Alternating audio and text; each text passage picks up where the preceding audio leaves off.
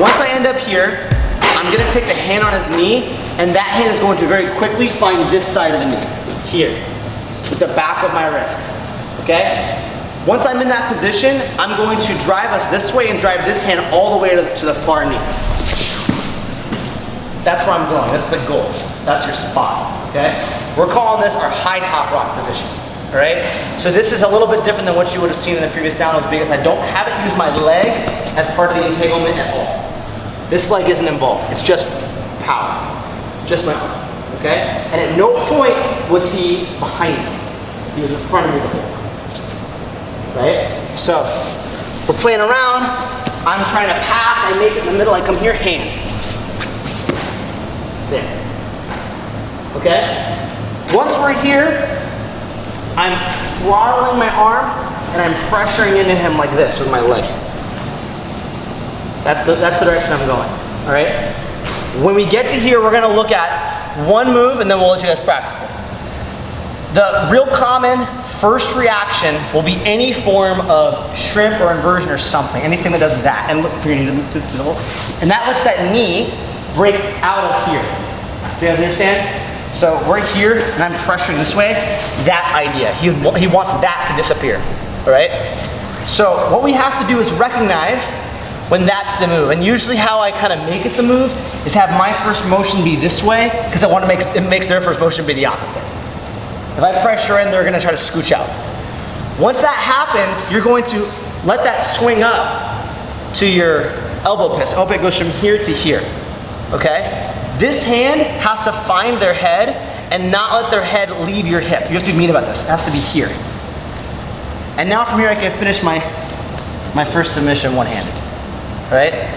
This is gonna be a very primary action you're gonna take, even if you don't finish it a lot of time, because it makes people scared of the inversion, it makes people scared of the shrimp. You wanna make sure the shrimp is somewhat dangerous, right? So I'm back here, just to curl into me, and I'm working this shape. Do you see this? So let's look at some details. This hand has to grab him and pull him in because he's decided to bring it close to me in shrimp. I do not want him to be able to change his mind because it'll mess up my knee bar. I have nothing over these toes. I have no way to stop his knee from rotating that way. So if I let go of his head, his knee can go that way and the knee bar is gone. You guys see that? His knee has to be in here for this knee bar to exist. This is how I'm keeping it in. So we start off this way. He shrimps and I'm keeping it in, right? It also keeps his head from going underneath me, right? Now, my knee is blocking a little bit here, but you notice I have not done this. I have kept this foot as that base foot, the one we had established before, okay? And one of the reasons why is at no point in this sequence do I ever want him to get me from the near hip to the far hip, right? Once I go to the far hip, that's when his smash passes will start to work. Once I drop this way, that's when it starts to fall apart. So I will not drop that way to finish any leg locks right now. I'm gonna stay on this hip. And I'm using this foot to help. So we're here, starts to shrimp, here, catch, one-handed, here. Some details on this. If you lean back incorrectly, the knee will face sort of that way. You see that? You'll have an odd knee bar. The trick is to use your hand to bring his heel towards his face on your way down, so the knee is facing your hips.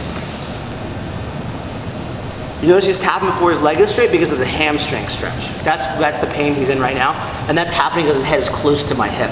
It's increasing the hamstring stretch. Okay, do you guys need to see it again? Can you do the entry again? Yeah, so the entry would be, do you want to see it? Okay, so I make it to here, and that hand hits the mat, which cues my back step, right? Back step, before he drops to his back, extracts that leg, my hand comes into play. He starts to drop to his back now, and I'm in here. I pressure into him to encourage that. So you guys can freeze here for a second, where you're like straightening your arm, and then watch him that. And now I'm here, head, knee comes in play, keep the foot close to his head, keep his head in tight, put on the pressure, right?